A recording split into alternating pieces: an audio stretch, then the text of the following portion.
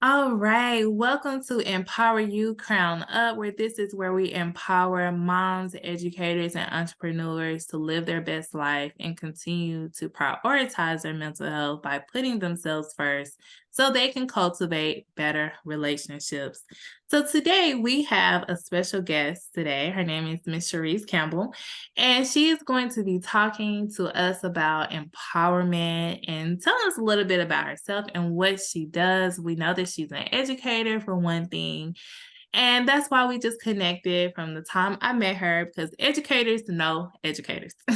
So without further ado, Miss Cherese, we are so excited to have you with us today. Hey, I am so glad to be here. Thank you so much for the opportunity to speak and to be a part of your podcast. I appreciate it. Yes, well, I'm so glad to finally get you on. Tell us about you, what it is that you do. Who are you? Um, I am Cherese Campbell. Like you said, I am an educator. I've been an educator for the past 4.5 years. I am a mom of two, a boy and a girl. Um, yeah, and that is pretty much just me. That is my identity, just being an educator, being one who teaches, and being a mom. So, yes. Oh my goodness, I love that. And so with that, and I do a lot of things about self-care and prioritizing your mental health. How do you feel that you actually prioritize yourself? Because we know education, have so many students and you're like the mom to everyone. Yes, I have, like you said, I have so many students, and I prioritize myself by just continuing to remind myself, like, hey, if you're not okay, they will not be okay. And I live by that when it comes to my children and my students. So I got to make sure that, hey, I'm taking time out at least once every 2 weeks to either, go get a massage, get my nails and feet done, just have a day to myself, like just complete utter silence in my home, like no one's here except for me. Just making sure I'm super intentional when it comes to me time.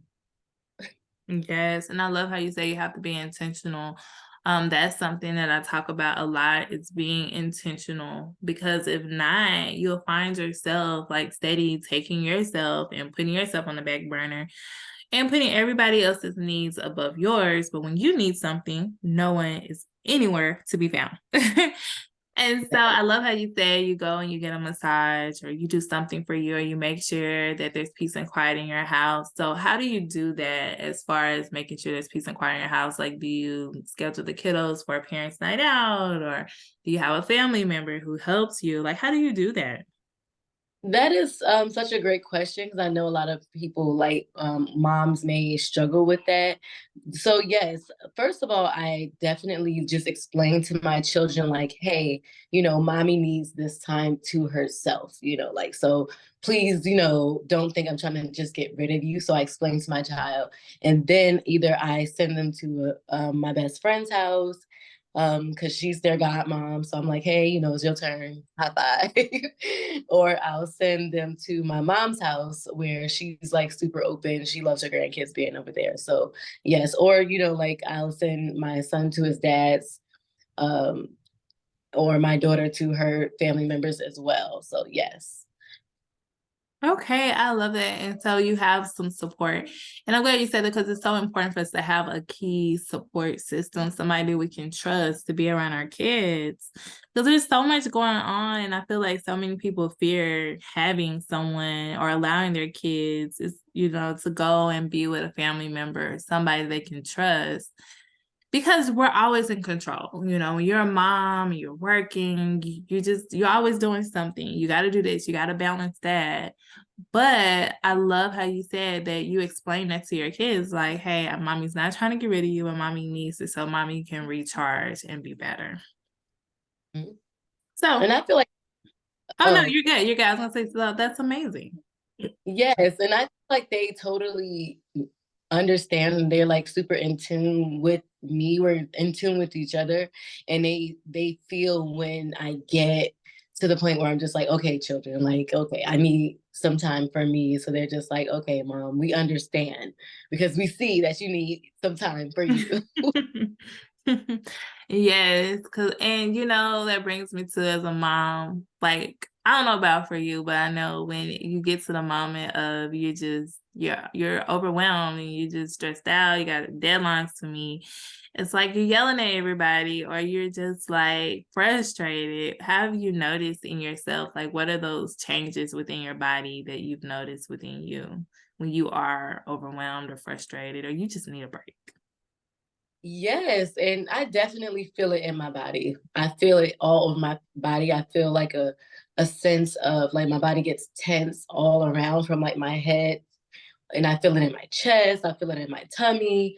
It just gets tense, and I feel just a uncomfort and just high anxiety. And when I get like that, I'm just like, okay, I need some time to come back down and to get myself together, and it's mentally, physically, and emotionally, because when you feel the uncomfort in your body, it messes with your emotions as well, like, and it messes with you mentally as well. So all of that is connected, and that is why it's like so important for a mom or anyone in that case to really take the time out for themselves to get themselves back together, because all of it is connected, and you want to make sure you are taking care of you. So yeah. Yes. And that's so true because like I talked about Oprah Winfrey, I love her quote when she said, you have to learn to fill up your cup first because if not, others will run you dry. And I think a lot of times we lose our identity when we're, if you're a wife, you're a mom, you work, and you're like, man, who am I? Because in those moments I don't have the kids, I'm literally feeling like, okay, what do I do? Like, what does Brittany like to do? And it's hard. It is so hard. But I love that if you schedule it and you make sure that you are doing things that you want to do or that you desire to do, it helps you keep that balance.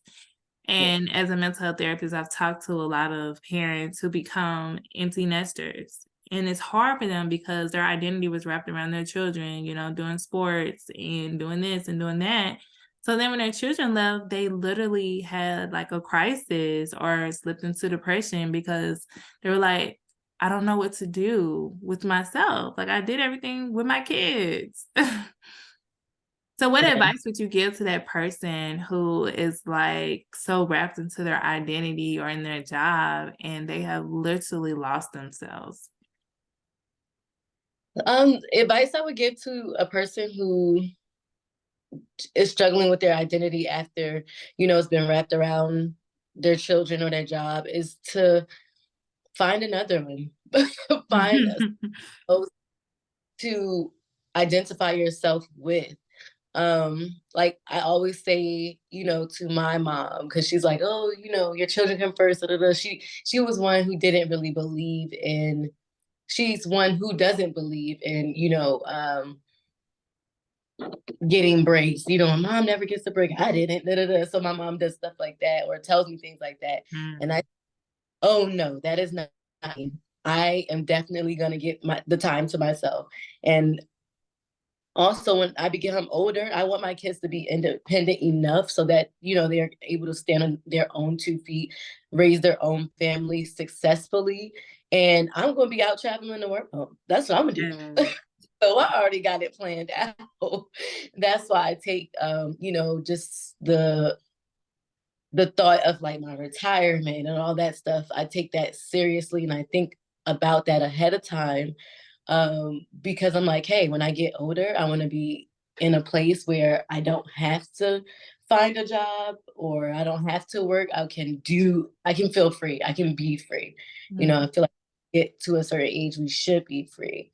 So, like I said, like, when your children decide to leave and raise a family of their own or make their own family, you find another identity. So you were a mom or an educator before, now you're a traveler of the world. So, you Yeah. know, that's my, that is my advice to them, like find a new identity. I love that because the kids, you have to have something that you are looking forward to.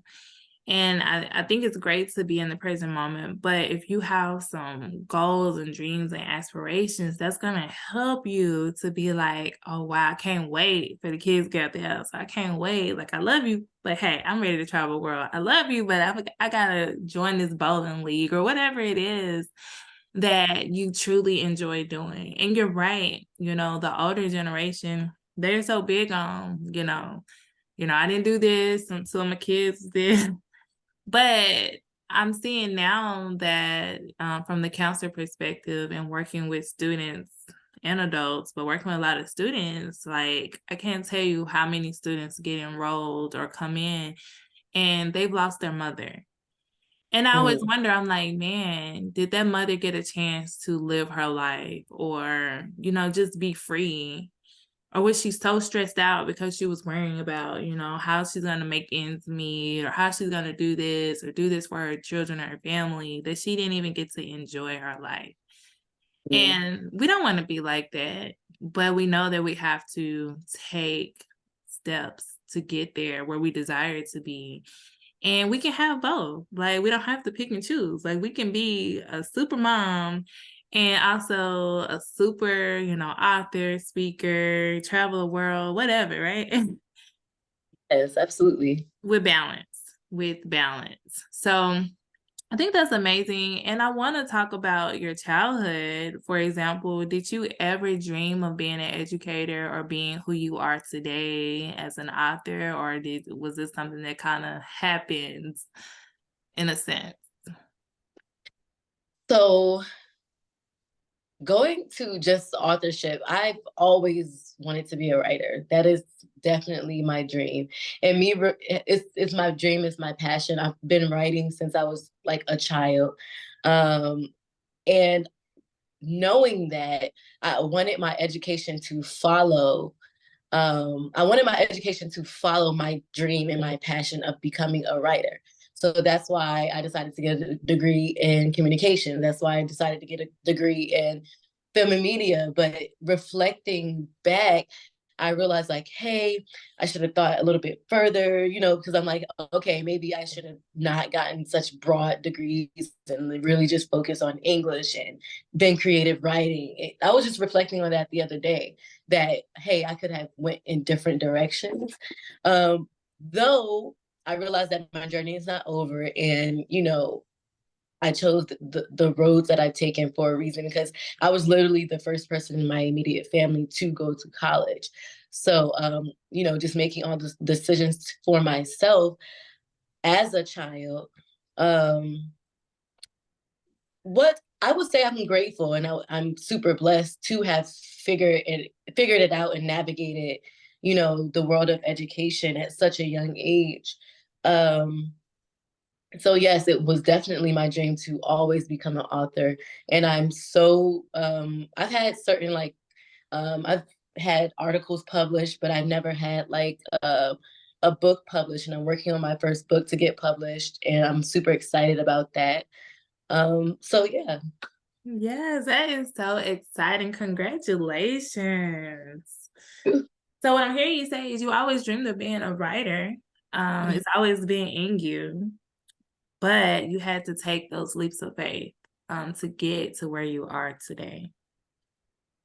Absolutely, yes. And I'm glad that you mentioned that because you made me think about after talking to so many youth and so many teens, they really believe, not all of them, but a lot of them believe that things are supposed to kind of fall into your lap and you just receive it.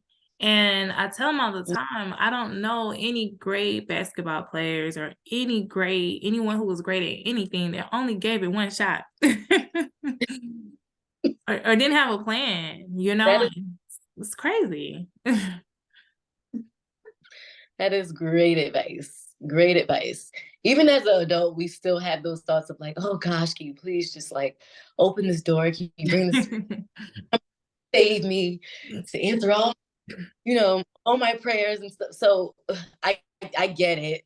Though we also, time lets us know and life lets us know like, hey, if you want something, you definitely have to try. You definitely have to work hard to where you want to be. So Yes, definitely.